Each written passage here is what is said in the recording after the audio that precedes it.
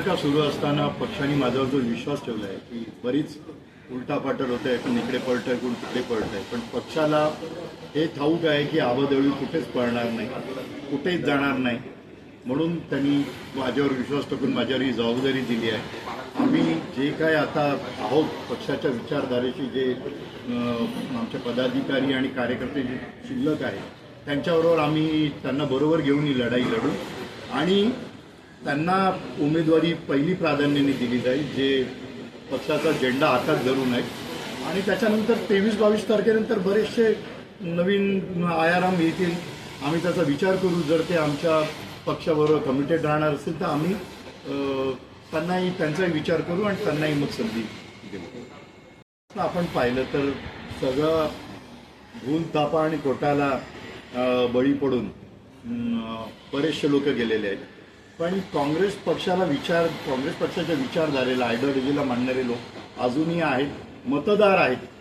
आजही काँग्रेस पक्ष संविधानाला मानतो. जे संविधानाला मानणारे लोक आहेत ते काँग्रेस पक्षाबरोबर आहेत, ते मतदार म्हणून आहेत, मतदान करतील.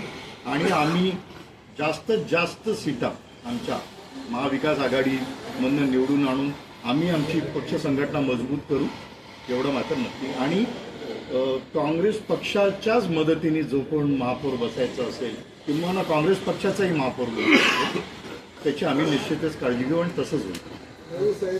ऑलमोस्ट झालेल्या आहेत आणि आमच्या अध्यक्षांनी स्थानिक पातळीवर निर्णय घ्यायला आम्हाला अधिकार दिलेले आहेत. त्याप्रमाणे राष्ट्रवादीबरोबर आणि शिवसेनेबरोबरही माझा काल प्रकाश आंबेडकर साहेबसुद्धा आमच्याबरोबर जॉईन झालेत, वंचित जॉईन झालेत. तर आम्ही जे काही लोक जे या केंद्र सरकारच्या आणि महाराष्ट्र सरकारच्या विरोधात आहेत, जे काय ज्या खोट्याला मान्य करत नाहीत ते पक्ष सगळे आमच्या बरोबर येतील आणि आम्ही त्याप्रमाणे सर्वांना एकत्र घेऊन या इलेक्शनला सामोरे जाऊ. पहिलीच निवडणूक आहे की 4 प्रभागाचा एक प्रभाग म्हणजे 4 वॉर्डांचा एक प्रभाग झाला आहे. तर यामध्ये आता तुमच्यावरती कोणती जबाबदारी आहे की कशा पद्धतीने तुम्ही उमेदवारांना हे करणार? नक्कीच प्रभाग पद्धती ही नव्या मुंबईमध्ये पहिल्यांदाच होऊ घातलेली आहे.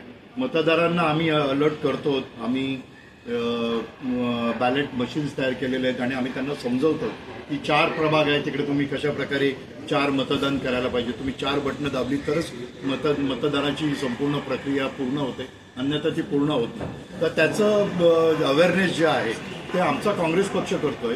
वास्तविक पाहता ही अवेअरनेस क्रिएट करण्याचं काम जे आहे ते इलेक्शन आयोगाचं आहे, परंतु ते त्याच्यामध्ये कमी पडताना दिसत आहेत आणि त्यांना त्याच्यामध्ये जास्त इंटरेस्ट दिसत नाही. पण आम्ही पक्ष म्हणून लोकांमध्ये अवेअरनेस क्रिएट करतोय, त्यांना प्रबोधन करतो की तुम्ही कशा प्रकारे आतमध्ये जाऊन काँग्रेस पक्षाच्या चिन्हासमोर बटनावरती दाबून तुम्ही पक्षाला कसं मतदान करता येईल याचं आम्ही अवेअरनेस घेतो.